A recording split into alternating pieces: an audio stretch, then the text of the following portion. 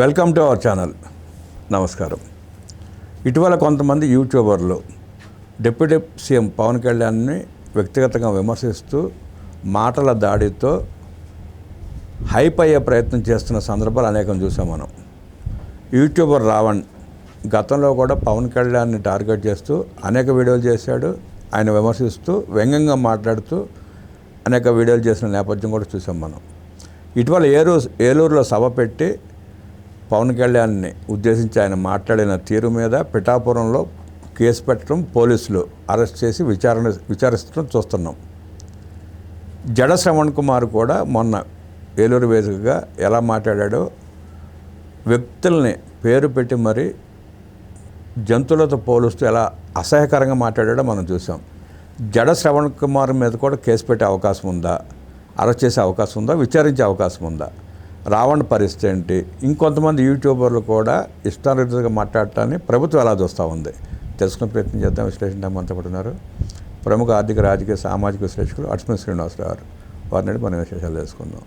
నమస్తే సార్. నమస్కారం అండి.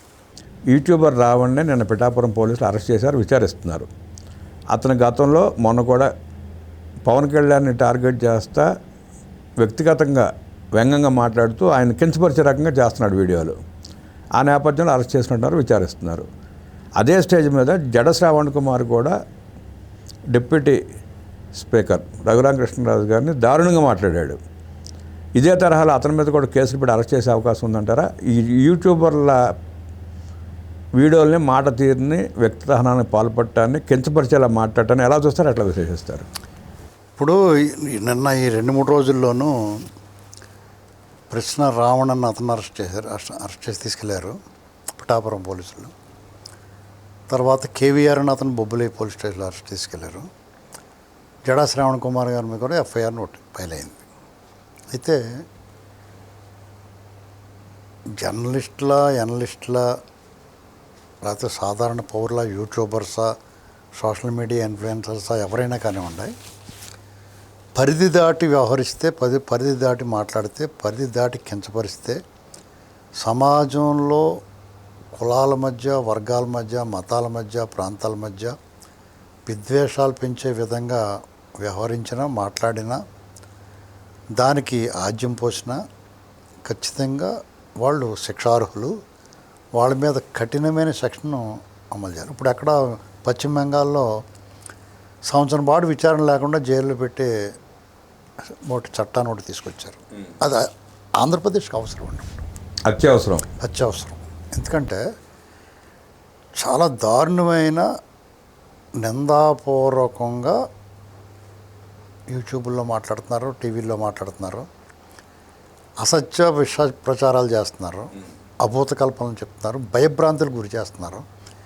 ఇది చాలా దారుణమైన పరిస్థితి ఉందండి. అయితే ప్రభుత్వం ఇక్కడ ఇలా రెచ్చిపోవడానికి కారణం ప్రభుత్వం చాలా విషయాల్లో కక్ష సాధింపుగా కనిపించకూడదన్న ఉద్దేశంతో నిజంగా శిక్ష వేయాల్సిన వాటిని కూడా వదిలేస్తున్నారు.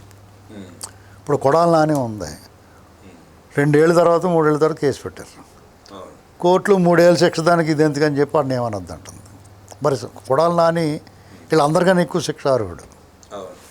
ఇలాంటివి అన్నమాట. ఎందుకంటే ఒక్కొక్కసారి మంచితనం కొన్ని విషయాల్లో ప్రభుత్వం అలాగా వదిలిపెట్టడం కరెక్ట్ కాదని నేను భావిస్తున్నాను. యాక్చువల్గా టీడీపీ చంద్రబాబు నాయుడు గారు ఒకనొకప్పుడు అండి,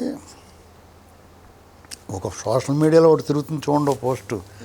చంద్రబాబు నాయుడు గారు 95 సీఎంగా ఉన్నప్పుడు పెద్ద రౌడీ షీటరు వాడు 169 కేసులు ఎన్నో ఉన్నాయి వాడి మీద. వాడు వాళ్ళు ఓవర్ యాక్షన్ చేసి రోడ్డు మీద డ్యాన్స్ చేస్తే బాబుగారు కాన్వాయ్ ముందు అండ్ ఏం చేయాలి, వెరీ సింపుల్. ఒక దాదాపు 100-150 స్టేషన్స్లో అన్ని జిల్లాల్లోనూ, నియోజకవర్గాల్లోనూ అన్న కేసు నమోదైంది. అన్నటికి తిరిగేటప్పుడు అక్కడ దండం పెట్టేసి తప్పైపోయింది. అన్నట్టు జీవితం మారిపోయింది మొత్తం మీద. సాధు జయంతి వైపు ఏరుశనపప్పు అమ్ముకుంటాంలోకి వెళ్ళిపోయాడు. కొట్టలే తిట్లా, ఇప్పుడు కూడా కొట్టక్కలేదు, తిట్టక్కలేదు, వాళ్ళ మీద దౌర్జన్యం చేయక్కలేదు. వాళ్ళకి అనవసరంగా హైప్ తీసుకొచ్చి పోలీసులు గొలుసులేసి లాక్కెళ్ళి ఓవర్ యాక్షన్ కూడా చేయక్కలేదు. కేసులు పెడితే తిరిగి మీ కోర్టుల ఉద్దేశం కూడా అన్నిసార్లు వాయిదా ఎందుకు ఎత్తారంటే వాళ్ళకి పులుసు కారిపోద్ది. జైలు శిక్ష కన్నా ముందే పరివర్తన వచ్చేది దానిలోని. వద్దురా బాబు ఈ గోల మనకి ఎందుకని అలా చేస్తే కూడా వీళ్ళు దారిలోకి వస్తారండి. మీకు ఆ మధ్యన పోసాని కృష్ణమురళి, వాడు గన్నవరం, వాడు వంశీ, వీళ్ళందరికీ రాష్ట్ర పర్యటన చేసేటప్పుడు దెబ్బకి దారిలోకి వచ్చేసారు వాళ్ళు. కొడాలి నానిని కూడా వాడికి అనారోగ్యం ఉంటే జైలు పెట్టకుండా ఇలా ఓ రౌండ్ వేయించవలసింది. ఇక్కడ ఏమైందంటే ఈ మన జడా శ్రావణ్ కుమారు లేకపోతే ప్రశ్న రావణ్, ఒకవేళ జగన్మోహన్ రెడ్డి అతనిలో మార్పు రాలేదనడానికి ఇదొక కారణం. అతను ప్రజల్ని నేరుగా తను ఏం చేద్దాం అనుకుంటున్నాడో, తను ఏం చేసాడో, తప్పులుంటే సరి చేసుకుంటాను, దాన్ని నేను ప్రజలకు ఆమోదం, అందరికీ ఆమోదం పొందేలా పరిపాలన చేస్తాను, మళ్ళీ నాకు ఒక అవకాశం ఇవ్వండి అని అడగటానికి ఒక బేస్ తయారు చేసుకోవాలి. గెలుస్తాడా, ఓడతాడా, ప్రజలు ఆదరిస్తారా, నమ్ముతారా, నమ్మరా అనేటువంటి సెకండరీ. ఇతను ఒక వాదన, అభ్యంతరం లేని వాదన ఒకటి తయారు చేసుకోవాలి. ఒక ఆర్గ్యుమెంటు, తర్వాత ఒక అప్పీల్. అది మానేసి వీళ్ళు ఇలా మొదలెట్టి, పైగా వీళ్ళు ఏం చేస్తున్నారు, చాలా నష్టం చేస్తున్నారు క్రైస్తవ కమ్యూనిటీకి. వీళ్ళే నష్టం చేస్తున్నారు. ఎందుకంటే మీరు అబ్జర్వ్ చేయండి, నేను ప్రత్యక్ష సాక్షిని కొన్ని విషయాలకు. ఎలాగంటే నా చిన్నప్పటి నుంచి చూస్తాను, మా ఊళ్ళో కానీ, మా అత్తారూరులో కానీ, మన బంధువుల ఊళ్ళలో కానీ క్రైస్తవం ఇవాళ వచ్చింది కాదు, ఎప్పటి నుంచో ఉంది.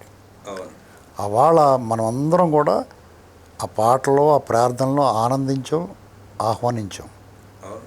నాతో నేను ఆచరించకపోయినా మతాన్ని ఆదరించాను, గౌరవించాను.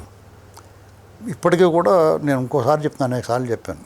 వెస్ట్ గోదావరి గోపాలపురంలో మా మామగారు ఊరు అది.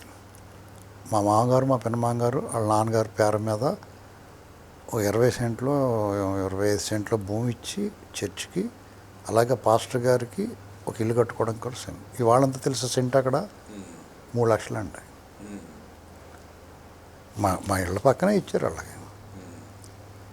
నేను అక్కడ అరుమే కూర్చుంటే రోజు కేకేసి కూడా నన్ను పాస్టర్ గారు, కృష్ణయ్య గారు, అల్లుడి గారు రావాలి మీరు మాట ఒకసారి చెప్పండి. నేను వెళ్ళాను, ఆయన రమ్మన్నాడని విని వచ్చాను. మనం ఆచరించకపోయినా తప్పే ఉంది, వాళ్ళ పట్ల గౌరవం మర్యాదతో ఉండేవాళ్ళం. ఇటీవల కాలంలో జగన్మోహన్ రెడ్డి ఎప్పుడైతే అధికారంలోకి వచ్చాడో, ఈ వీళ్ళ మా ఊడు వచ్చాడు అనేటువంటిది వీళ్ళు కొంచెం అందరూ కూడా వాళ్ళు ఏదో అనుకున్నారు కానీ మిగతా సమాజానికి దూరం అవుతుంది, మైనారిటీలు అనేటువంటి సంగతి మర్చిపోయారు. వాళ్ళు చాలా మెజారిటీ అనుకుంటున్నారు, కాదండి. చాలామంది పొరపాటు పడేది, మీరు 3%, 4% అంటున్నారు. మిగతా చాలా రాష్ట్రం అంతా మారటం మాట వాస్తవం, పెరగటం మాట వాస్తవం. అయినా సరే హిందూ సమాజం ముందు వీళ్ళు హస్తిమస్కాంతరం తేడా ఉంది. ఇక్కడ సమాజానికి వీళ్ళు దూరం, సమాజం దూరం పెట్టలేదు వీళ్ళని, వాళ్ళే దూరం, వీళ్ళంతటి వీళ్ళు దూరం పెట్టుకుంటారు ఇటువంటి వాళ్ళ మాటల వల్ల. చాలామంది ఇప్పుడు అన్నిటికన్నా ఈ మధ్యన ఎక్కువ ప్రమాదం వచ్చింది ఏంటంటే, పాస్టర్ గారు ఆయన చనిపోతే యాక్సిడెంట్ అయ్యి దాన్ని హర్ష కుమారు లేకపోతే వీళ్ళందరూ బెన్నీ లింగం వాళ్ళు వీళ్ళందరూ కూడా చేసిన హడావుడి, ఇది హత్యే అనటం. తర్వాత వీళ్ళందరూ గ్యాదర్ అయ్యి ఏదో రకరకాలుగా విద్వేషపూరిత ప్రసంగాలు, ఆ బెన్నీ లింగం ఒక అడుగు ముందుకేసి బైబిల్ పక్కన పెడితే 5 నిమిషాలు అన్నారు. ఇలాంటివన్నీ చూసిన తర్వాత వీళ్ళతోటి ప్రమాదకరంగా ఉందేటి అన్న భావన వచ్చింది. బీజేపీ పార్టీని వాళ్ళు గుర్తు తెచ్చుకోవాలి. 2 సీట్లు ఉన్న బీజేపీ పార్టీ ఈ దేశంలో సెక్యులరిజం, మన సెక్యులర్ కంట్రీ, ఈ సెక్యులరిజాన్ని అతిగా ఓవర్ యాక్షన్ చేసిన పార్టీలు, సెక్యులర్ పార్టీలు ఓవర్ యాక్షన్ చేస్తే దానివల్ల బీజేపీ ముస్లిం కమ్యూనిటీని బూచిగా చూపించి ఎలాగా కన్సాలిడేట్ అయ్యారు. ఇవాళ 3వ ప్రధానమంత్రిగా ఉన్నారు, పార్టీకి అధికారంలో ఉంది. ఎన్డీఏ పేరు ఎన్డీఏ కానీ బీజేపీ తనంతట తానే అధికారంలోకి వచ్చింది. సార్ మనం కూడా గతం ఇప్పుడు చూసుకుంటే బీజేపీ అధికారంలోకి వచ్చిన తర్వాత కమ్యూనల్ గొడవలు కానీ ఈ మారణ కానీ తగ్గుతాయండి ఆటోమేటిక్గానే. కాంగ్రెస్ ఉన్నప్పుడే, సెక్యులర్ ప్రభుత్వం ఉన్నప్పుడు ఎక్కువ వాళ్ళు దాన్ని రేజ్ చేస్తూ ఉండేవారు. ఇక్కడ మీకు ఈ క్రిస్టియన్ కమ్యూనిటీ ఆంధ్రప్రదేశ్లో ఎప్పుడు కూడా మత కాలాల్లో గొడవలు లేవు. అలాంటి చోట వీళ్ళ వల్ల గొడవలు రేజ్ అవుతున్నాయి. వీళ్ళు చేసి కొంత అతి వల్ల మిగతా సమాజం వీళ్ళ పట్ల కొంచెం వివక్ష, వీళ్ళ పట్ల కొంచెం యావగింపు వచ్చింది. తిరుమల తిరుపతి దేవస్థానం పట్ల వీళ్ళు వ్యవహరించిన తీరు, ఆ పద్మావతి యూనివర్సిటీలోను రాజశేఖర రెడ్డి గారి హయాంలో ఆ పద్మావతి యూనివర్సిటీలో ఆవిడ ఒక ఇద్దరు డీన్లు అయ్యి వచ్చి ఆ వైస్ చైర్మన్లో బొమ్మన కరుణాకర్ రెడ్డి బొమ్మన కరుణాకర్ రెడ్డి ఒకటి వీళ్ళందరూ చేసి శాస్త్రాల వల్ల ఏమైందంటే ప్రజల్లో ఒక రకమైన అభద్రతాభం వచ్చింది. ఆటోమేటిక్గా కన్సల్టేట్ అవుతూ ఉంటారు. వీళ్ళు నష్టం చేస్తున్నారు. వీళ్ళ ఆగడాలని రఘురామకృష్ణరాజు గారి మీద పడుతున్నారు అంతా, ఈయన ఎక్స్పోజ్ చేస్తున్నాడని. కానీ రఘురామకృష్ణరాజు గారు వీళ్ళ ఆగడాలను ఎక్స్పోజ్ చేశాడు అంతే తప్ప వాళ్ళకి వ్యతిరేకంగా లేడైనా. వీళ్ళు చేసే ఆగడాలని వాళ్ళకి ఉక్రోషం వచ్చేసింది. ఇదేంటి మనం ఒక రకంగా బ్లాక్మెయిల్ బెదిరింపు ధోరణితో ఉన్నాం, మనల్ని బట్టబయలు చేస్తున్నాడు, దాన్ని వీళ్ళు ఇలాగా ఎక్స్ప్రెస్ చేస్తున్నాడు. ఆ ఎక్స్ప్రెస్ చేయటం తప్పులేదు. నువ్వు హిందూ మతమే వెళ్ళకూడదు. హిందువులందరి వ్యతిరేకంగా వెళ్తే ఆటోమేటిక్గా నిన్ను నువ్వు రక్షించుకో. నిన్ను ఉత్తుపుని వీళ్ళు ఎవరిని కూడా హిందువుల వైపు నుంచి దోషం లేదు. ముఖ్యమైన వాళ్ళు ఎవరు ఎవరు మడతాళ్ళు మాట్లాడితే ఆయన లెక్క తీసుకుంటే అది ఎవడో చెప్పలేము. ప్రధానమైన వ్యక్తులు చంద్రబాబు గారు కానీ, పవన్ కళ్యాణ్ గారు కానీ, రఘురామకృష్ణ ఎవరో కూడా వీళ్ళని ఉత్తుపున్నాను ఎవరేమన్నా. వీళ్ళు వాళ్ళ కేసులని తప్పించుకోవడానికి పివి సునీల్ కుమార్ ఇలాంటివన్నీ గ్యాదర్ చేయడం ఇవన్నీ చూస్తుంటే వాళ్ళు కుట్రలు చేస్తే మన నోరు మూసుకూరుకుంటారా ఎవరన్నా? నిన్న మీటింగ్లో శ్రావణ్ కుమార్ గారు కానీ లేకపోతే ఈ ప్రశ్న రావణ్ కానీ వాళ్ళు పరిధి దాటి ప్రసంగించారు, విద్వేషపూరిత ప్రసంగాలు చేశారు. ఒక రాజ్యాంగబద్ధ పదవిలో ఉన్న ఒక డిప్యూటీ స్పీకర్ రఘురామకృష్ణరాజు గారి పట్ల జడా శ్రావణ్ కుమార్ గారి మాటలు, ఆయన హోదా ఏంటి, ఆయన అర్హత ఏంటి, ఆయన స్థాయి ఏంటి, అవన్నీ చూసుకోవాలి కదా. నేను మాట్లాడుతాను ఎవరన్నాను, ఇప్పుడు శ్రావణ్ కుమార్ గారు అని మాట్లాడుతున్నాం మనం. అతను మర్యాద ఇచ్చి మర్యాద పుచ్చుకోవాలి. ఆయన కూడా అన్యాయమే ఫైట్ చేయడనేటువంటి ఒక గౌరవం ఉండేది. ఇవాళ వాళ్ళు ఆ దొంగకి సపోర్ట్గా మాట్లాడుతుంటే అది జడ్జిగా పనిచేసిన జడ్జి కాదండి, మేజిస్ట్రేట్. ఆయన మేజిస్ట్రేట్గా పనిచేసిన వ్యక్తి, పనిచేస్తాడు. రాజ్యాంగం గురించి స్పష్టంగా తెలిసిన వ్యక్తి. రావణ్ని అరెస్ట్ చేశారు. రేపు మాపు శ్రావణ్ కుమార్ ఏమవుద్దండి? 3 ఏళ్ళ దాకా జగన్మోహన్ రెడ్డి న్యాయ పోరాటం చేయాలి. ఈ ఒక్క కేసుతోటి పోతే ఇంకా 100 పెడతారు. మీకు అదే సరిపోతుంది మీ జీవితంలో. వీళ్ళు ఇంకా కక్ష సాధింపు లేదు, కానీ కక్ష సాధింపు చేస్తే మీరు ఎలా తీరుకుంటారు? రాజ్యం స్టేట్ తోటి మీరు ఫైట్ ఎలా చేయగలుగుతారు? పైగా మీరు ఎలాగ కార్యక్రమం చేస్తే ఇంకొకరు బాధ వచ్చేది, మీరు ఎదిగిపోతున్నారని. అది అన్ని పార్టీలోనూ, అన్ని కులాల్లోనూ, అన్ని సమాజాల్లోనూ ఉంది. మీ దాంట్లో ఇంకొంచెం ఎక్కువ ఉంటుంది. ఆ ఉన్న కొత్త దాంట్లోనూ మేము ఇప్పుడు పివి సునీల్ కుమార్, హర్ష కుమార్ దెబ్బలాడుకుంటున్నారు. మీతోటి ఇంకొకరు ఎవరో విభేదిస్తారు. ఇప్పుడు వీళ్ళతో కూడా పైగా ఎన్నాటికన్నా ముఖ్యంగా హిందూ దళితులు, క్రైస్తవ దళితులు, దళిత క్రైస్తవులు, ఆ వ్యత్యాసం కనుక ఆ ర్యాక్ వచ్చింది ఆల్రెడీ. హిందూ దళితులు ఏమనుకుంటున్నారు, మన రిజర్వేషన్లో మన ఫలాలు మనమే తీసుకోవాలి కదా అనేటువంటి పైగా అందరూ చదువుకున్నారు. ఇప్పుడు చదువుకున్న వాళ్ళందరిలో ఆలోచన ఎలా ఉంటుంది? వాళ్ళ కెరీరు, ఉద్యోగాల్లో వాళ్ళ జీవితం ఆలోచించుకుంటారు. ఇవన్నీ ఎవరినన్నా సమాజాన్ని రెచ్చగొట్టి చేద్దామంటే తాత్కాలికమండి అది. ఎందుకంటే ఇదివరకట్లాగా ఆటవికులు ఏం కాదు, అందరూ చదువుకున్నారు, సంస్కారం ఉంది, పెద్ద పెద్ద పొజిషన్లో ఉద్యోగాలు చేస్తున్నారు. మీరు చూడండి, ఆ సునీల్ కుమారు, విజయ్ కుమారు ఎలా 3-4 వ్యవహారం చేస్తున్నారు. వాళ్ళకి ఏం ఆదరణ ఉంది? ఏం లేదు. ఇప్పుడు శ్రవణ్ కుమార్ గారు అంత అడావుడి చేసి ఎలక్షన్ నిలబడ్డాడు, ఆయనకి ఏం ఓట్లు వచ్చినాయి? 150 వచ్చినాయి. జగన్మోహన్ రెడ్డి మీద ఎగ్నిస్ట్గానే పోటీ. కాబట్టి మీరు ఇంకా హుందాగా ఇప్పుడు అభినయ్ అంబేద్కర్ అని పొగుడుతున్నాడు ఒక ఆయన్ని. అంబేద్కర్ గారు ఇలాగ ఎప్పుడు విద్వేషపూరిత ప్రసంగాలు చేయలేదు. ఏమండి, దేశానికి ఎంతో కొంత మేలు చేశాడు, ఓ సమాజాన్ని ఉద్ధరించాడు ఆయన. అలాంటి ఉద్ధరింపు లేకపోగా పైగా మీరు లాయర్ వృత్తిలో ఉండి ఇప్పుడు శంకరన్ గారు ఇలాంటి బొజ్జా తారకం గారు ఇలాంటి వాళ్ళు ఉండేవారంటే వాళ్ళ దగ్గరికి వచ్చిన వాళ్ళందరికీ కూడా న్యాయ సహాయాన్ని అందించేవారు. మీరు న్యాయ సహాయం అందించకపోగా న్యాయం కూడా అందకుండా చేస్తున్నారు. చాలామంది మీద కంప్లైంట్లు ఉన్నాయి ఆయన విషయంలో. అక్కడ కూడా సార్ ఇంకోటి, అంబేద్కర్ గారు ఇచ్చిన రిజర్వేషన్లు ఎప్పుడు అయిపోయినట్టు కూడా పునరుద్ధరించారు మళ్ళీ తర్వాత.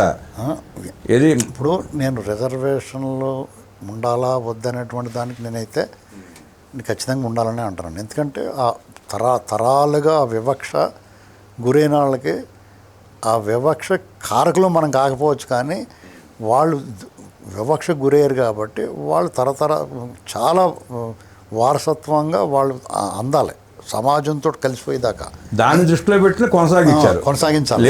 మాత్రం దురుద్దేశం అప్పుడే ఖండించేవాళ్ళుగా, కట్ చేసేవాళ్ళుగా ఇంకా వివక్ష కొనసాగుతుందంటే కారణం ఇటువంటి వాళ్ళు.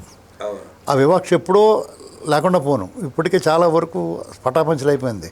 కానీ ఇలాంటి వాళ్ళ వల్ల ఆ విభజన కనపడుతుంది. అది ఆ వివక్ష మర్చిపోయి కలిసిమెలిసి తిరిగే సమయంలో వీళ్ళు మొదలెట్టారు. ఇవన్నీ ఆ సమాజం కూడా ఆలోచిస్తుంది.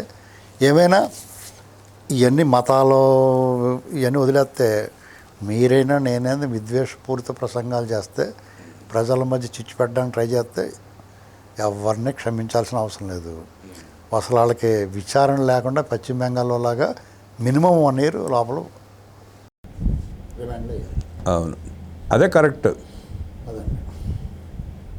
సమాజంలో అశాంతి రేపుతూ ఆఖరికి దళితుల మధ్యలో కూడా విభజన రేఖ తీసుకొస్తున్న జడ శ్రవణ్ కుమార్ లాంటి వాళ్ళని కఠినంగా శిక్షించాలంటూ విశ్లేషించిన అడ్స్మిల్ గారికి ధన్యవాదాలు తెలియజేస్తూ నమస్కారం.